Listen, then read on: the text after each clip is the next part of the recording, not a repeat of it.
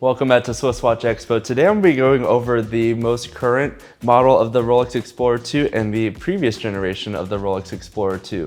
Now there's not a lot of main differences when you just look at them head on. They look very similar, especially if you're looking online, unless you kind of know what you're looking for. But with Rolex, whenever they release a new generation of a watch, they'll keep that main watch in production for very many years until they make a minor slight change to it.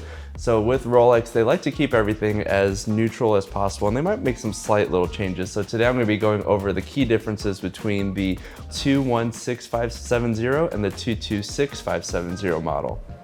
So first off, we'll start with the dial itself, and we'll kind of look at them side by side.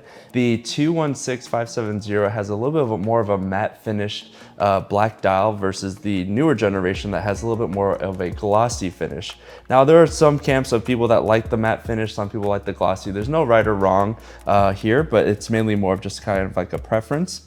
And then also too, when you look at the hands itself, you can see that they kind of added this like black coating on the hands on the previous generation, where on the current generation, you can see that that there is no black coating and it's all kind of that silver color tone. And then when you look at the bottom there, when you're looking at the Swiss made logo, which is very small at the bottom, the previous generation just had Swiss made, and then they updated to the Swiss crown made. And it's really just because of the updated chromolite looms that they added on there. So the previous generation still has the chromolite looms, but the 226570 now has the enhanced chromolite looms. So it just lasts a little bit longer. Again, just a very minor difference. The previous generation does have the 3187 caliber, which is going to hold about a 48-hour power reserve, whereas the current generation now holds the longer 70-hour power reserve with the 3285 caliber. And then when you look over at the lugs itself, you can see that they kind of slimmed down the lugs ever so slightly on the current generation, where the previous one had slightly thicker lugs. So again, if you're looking for a little bit more of a wrist presence, maybe you like the previous generation better. But if you like a little bit more of that refined tapered look, the current generation is going to fit really nicely on pretty much most wrist sizes.